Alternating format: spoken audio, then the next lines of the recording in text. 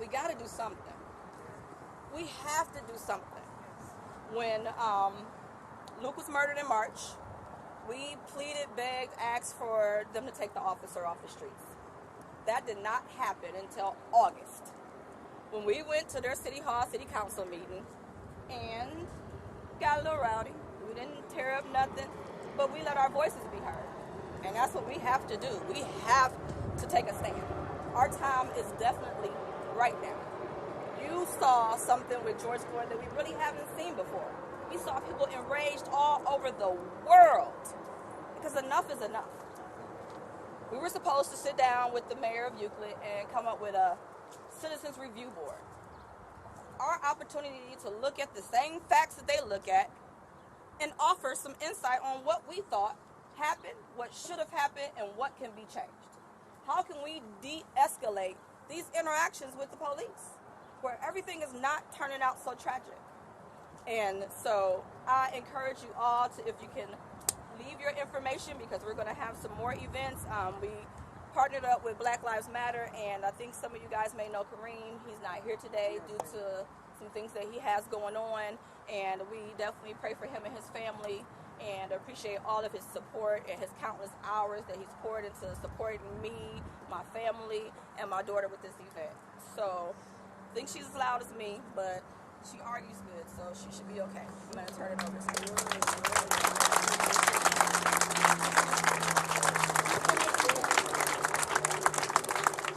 So first and foremost, can you all hear me? Can you get on the...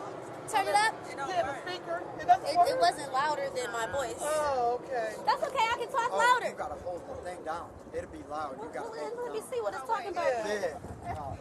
Yeah, because that... Operator air. The sound. You gotta hold this bad boy down and speak Turn that. that bad boy down, right there. There you go. You gotta click. It's a little heavy. Hello? That's great. Yeah. Okay, so like my mom said, my name is Ariana White-Cement. I am a senior at Tuskegee University, major in mechanical engineering. I am home for the summer. Most of the time I'm at an internship, but I came home for the summer because of what's going on. And we had a protest on the 30th that went left, and I think that we need to come back and regroup and focus on what needs to be focused on. So today, this event that I came up with last week, that I did not expect to turn out like this, and I really appreciate you all for coming. So thank you so much for that. It's dedicated to all the fallen victims from Cleveland alone. There are 96 families. Many of them are here, and I am one of them. And I think that all of the world right now is focusing on, what's going on around the world, but we have a bigger issue just in our city alone. And it's up to us to make a difference in that situation, because this is our home. And we've had enough. And people are dying in locations that could be right next to your home. Luke's family, my cousin, his sister, all stay in Euclid. So I think that I've had enough of protecting myself from those who are supposed to protect me. So today, we're going to walk in honor of those who have been failed by that system, and justice for Samir Rice, and justice for Timothy Russell, and justice for Melissa Williams, and the list goes on. So today, we are walking for all of those people and their families, and we're going to make sure our voices are heard from Cleveland alone. So I brought you all here today in the heart of Cleveland, where you will all know, if you see a picture of this area here, you know that's Cleveland.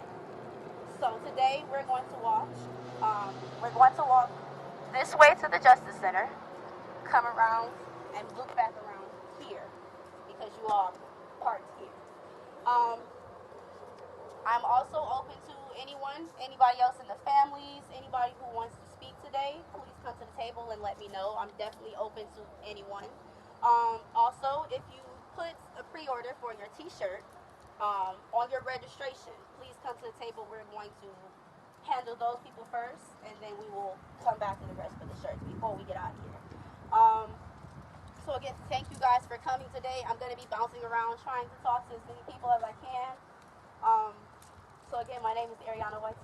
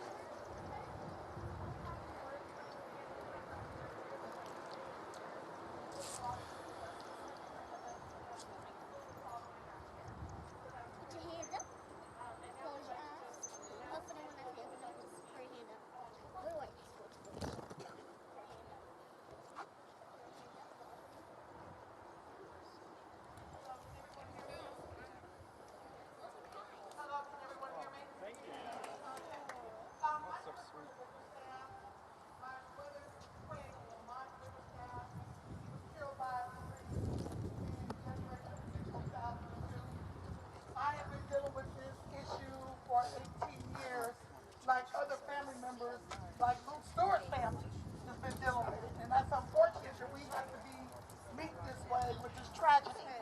As she indicated, there are 96 other families in Felicia.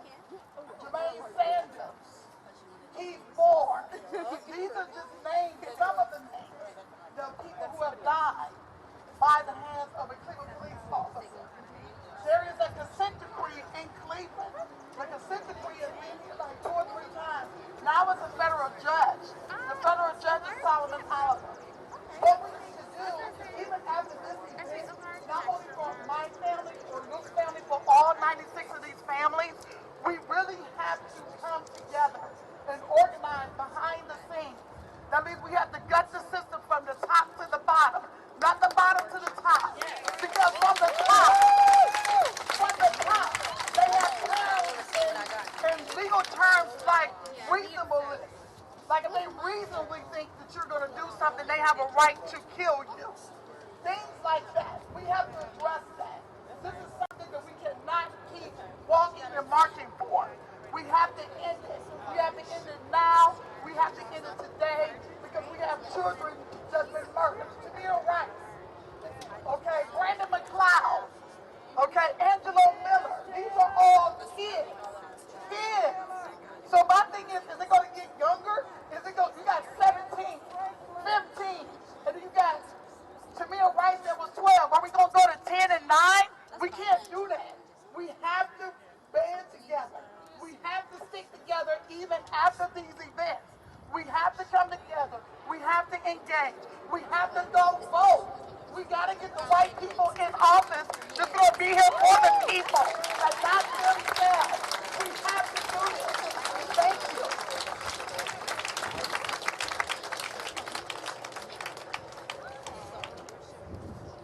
What's up, family? I'm Angela Davis. I'm from Black Lives Matter Cleveland. So I got a couple of questions for y'all. Because it's time for us to get accountable. Who all know who their mayor is? Who all knows who their state rep is? Who all knows who their state senator is? Who all knows who their congressperson is? Who all knows who their governor is? Okay, that's good. But do you all know that your tax dollars pay their salary, so you're their boss?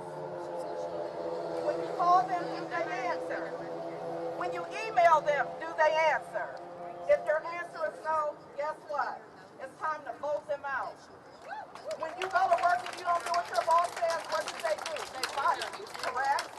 So that's what we need to start doing. Who all is registered to vote? Great. Those of you who aren't registered to vote, you all need to get with somebody and get registered to vote. We need to vote these people out. They seem to think that the police killing innocent black people is okay. Right. And our tax dollars pay their salary. And I don't think that it's okay. So it's time for us to be accountable. It is time for us to be our brothers and our sisters' keepers. We all need to connect. We need to stay connected. We need to unify. We need to turn out at the polls. So we're going to turn up and we're going to turn out for 2020. Let's go to work, family.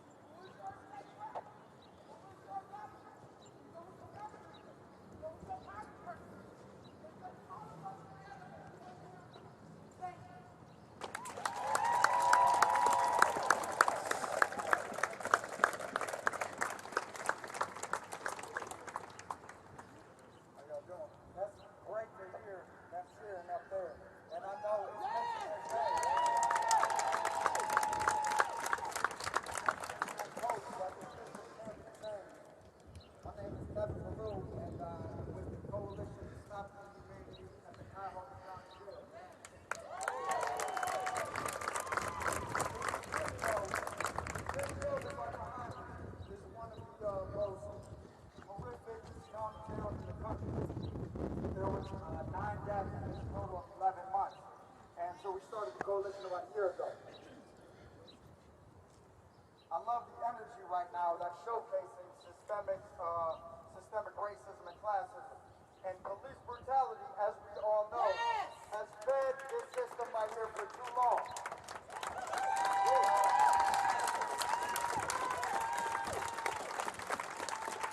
We need to change the whole system, the whole structure of it. We need to focus on the healing and education of communities and not punishment and incarceration.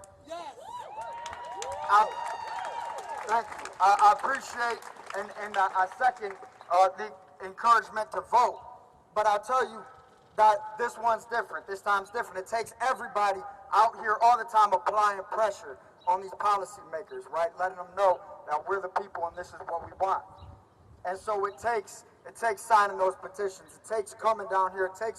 It takes all of these people. If we show up to their council meeting, trust and believe, they're going to be like, okay, what do you want?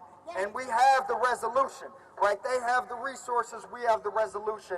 It's time that they give those resources back to us. So I encourage, please, everybody, it takes all of us that we can set a precedence in Cuyahoga County, right, to create a beautiful community where there's not militant police, where there's not people being locked up at an unfathomable rate, where the community is safe and healthy, right? But it takes all of us. So if you would like to get involved, I wish I had a petition to throw at, but all I have right now is an Instagram or Facebook at Jail Coalition. And, please keep coming out, showing out. At Facebook or Instagram at Jail Coalition. And we have a petition that we're putting up on Monday. We have a petition that is going up. We're taking it straight to the county, to the judges, to make some changes here, right? They're sitting on $116 million dedicated to the opioid crisis, right? That money needs to go into the community, not in the pockets, not into a vacation, but into the community. So please get involved any way you can, but showing up, this is a beautiful thing. We can make it happen. Thank you. That's Jail Coalition.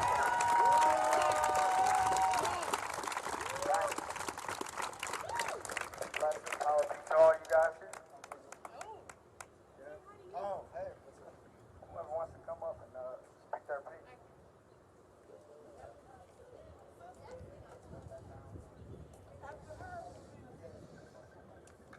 I wasn't prepared to speak, but I do have something to say. My name is Shari Maxon. I was on the Common Pleas Grand Jury in 2019. Wow. What Yeah. city you live in? I live in Cleveland Heights, Okay. and every grand jury foreperson is required to write a report. There are 3 grand juries at a time. They serve 4 months at a time, so that means that there's 9 reports per year.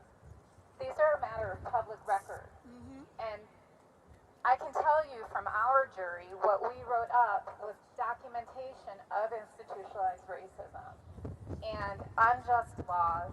And one of the biggest things that we found was that there is an observation of body cam footage unless somebody's making a complaint. So that means that if somebody's accused of resisting arrest, the grand jury is presented with verbal information by an officer and then has to vote on indictment. And our report says that every time we asked about footage, we were blocked. And those of us who served in a leadership role, we felt uncomfortable about this, and we asserted ourselves in our report. And we're working really hard right now to figure out how to use that information in a way that supports this movement. If you really think about it, there's so much attention on body cams, but if no one turns them on, it doesn't matter. If they're on and they're not audited, right? If they're not audited, every police department should have an auditing process. There should be random audits so that officers know that their body cam footage can be reviewed at any time. And any time that there's an accusation of resisting arrest or of someone fleeing a scene, That should be reviewed. In addition, we feel very strongly that any traffic stop that turns into a felony, that footage needs to be reviewed. We heard time and time again that people gave consent for their cars to be searched, but we don't know under what conditions people were making that consent. And so I encourage you to ask your own police departments who audits the body cam footage on a routine basis. What auditing is happening, because we all know best practice of quality assurance, and telemarketers are audited for quality assurance, so why aren't the police?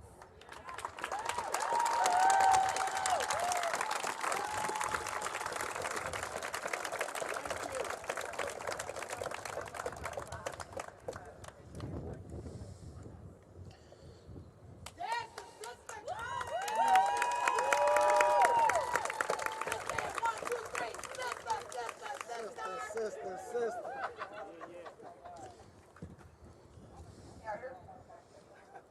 My name is Tara Stewart. I am the sister of Luke Stewart. My brother was murdered back in March of 2017 by Euclid police.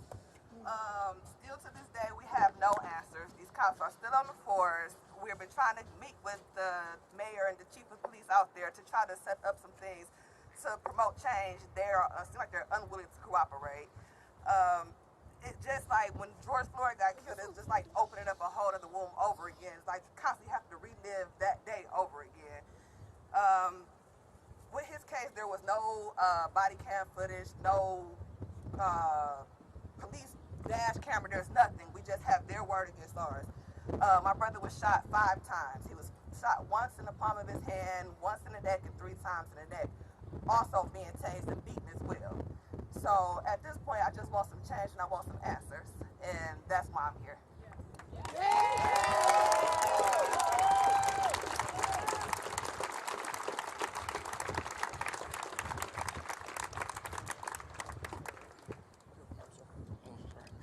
At this time, if there's anyone else who wants to speak, please come to me.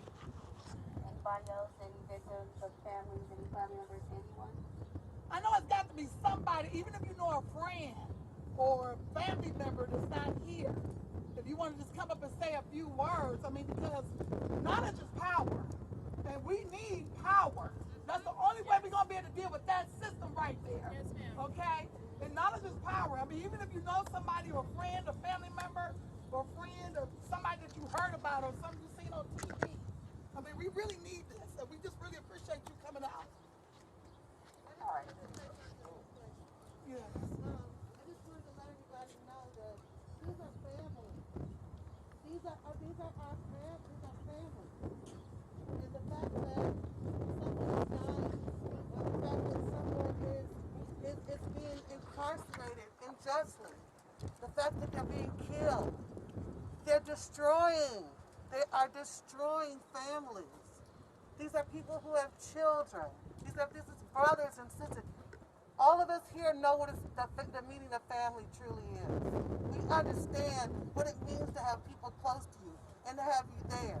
Now imagine your family being oppressed in every possible move, be it with real estate, be it with business, be it with the police, be it with getting loans, be it with education, be it with being informed. Just simple, everyday things is so oppressive. It's destroying families. And there's no reason for families to be destroyed this way. As my girl Jane Elliott said, we are one race. We're a human race. We are all human. We're human beings with feelings and family and friends and loved ones. Yes, nobody's perfect. Yes, there's people who break the law. But these are our family. We all here together are family. We have to stop. We can't stop this. Without our lighter brothers and sisters here, we've been fighting this for centuries. For centuries. And it's not until our lighter brothers and sisters start to partake of this fight that it actually something happened. I cry all the time because I can't believe this is almost about to be over. Yes, ma'am. Oh my God. It's a possibility of this being over. maybe if you guys really care, and you really care about family, and you really care whether or not my uncle lives, and my brother lives, or my son, or my father. Yes. I just want you to know that it's because of us coming together that they're even looking at us. We had no voice. They didn't care about the voice. They didn't care about Luke Stewart. They didn't care. It's not until you guys said something. And you joined in with us. I'm so thankful. I'm so thankful.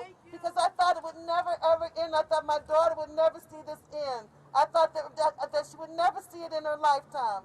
My grandchildren would never see the type of freedom in their lifetime. Ever. You know what it's like to live like that every day? And know that you're just defeated? And being oppressed?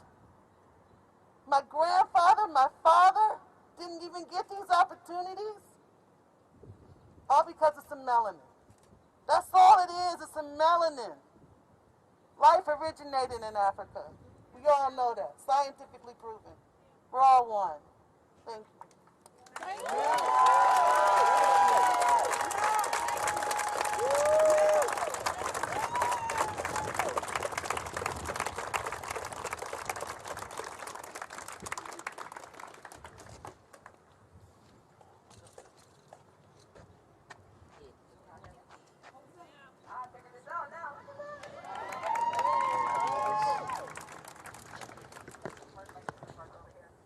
Again, thank you all so much for coming out. I must say something.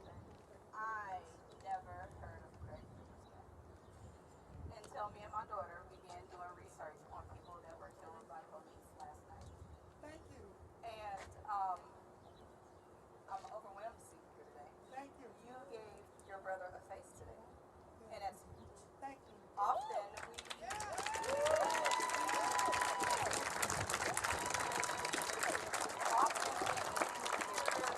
stories and we think, not me, not my family.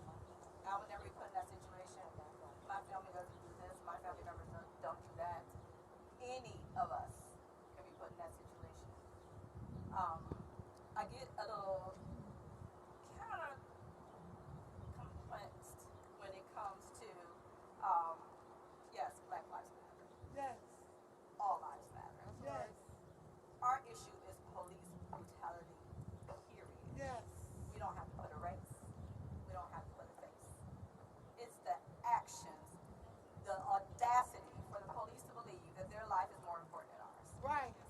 And that's what we do.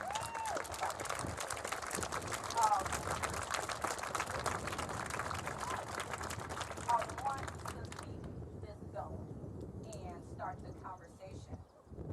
What's next? What do we want? Election time is coming up. We definitely want everybody to get out and register to vote. But more importantly, we want people to get out and vote. Yes. Not just vote just to check the box, but vote for a candidate worth voting for. Sometimes you go to the polls and you look and you say, hey, I'm going to pick the less of the evil. And that's just not good. We need good quality candidates out here. Some of you guys are good quality candidates. Think about that. Think about how you want to see change happen. It starts right here with us. So, again, thank you all so much for coming. We are going to continue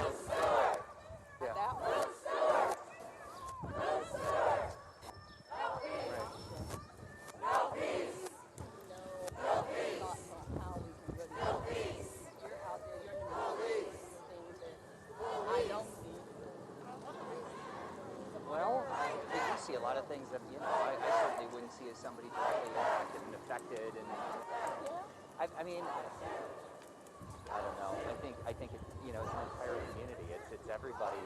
It's you know, it's not one race. It's not one group. I mean, I think it's changing minds and attitudes, and you know, where does that begin? I mean, I think it's corporate, it's political, it's just so big. But I think it's changing a mindset, and I think you're definitely onto something with conversations. But where do you have them, and how do you have them? You know, like I said, me and my daughter were doing, it was called mapping police violence statistics. Yeah. And I'm looking at that, and I'm like, dang, I never heard of something. Right. What's the word? You know, you heard of Landon McLeod. That was, you know, my profile, Tamir Rice. Sure. He was a kid. But when I looked at the 96 people just here, I was like, let's think about it. I know.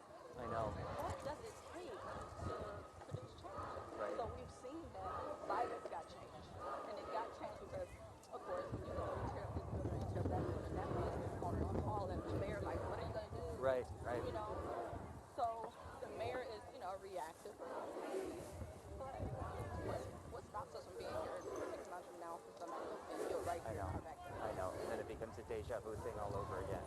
And you see society move on to the next thing until, you know, it's in their face again with another horrible piece of video. No. I think we should start being accountable, you know. Sure.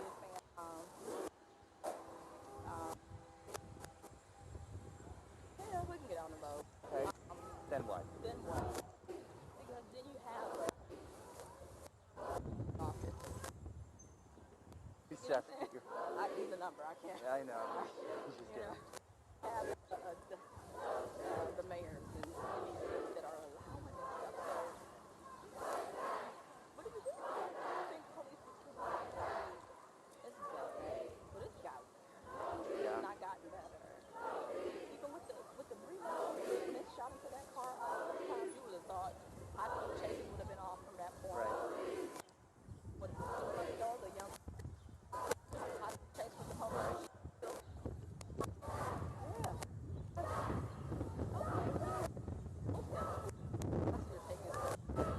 I know.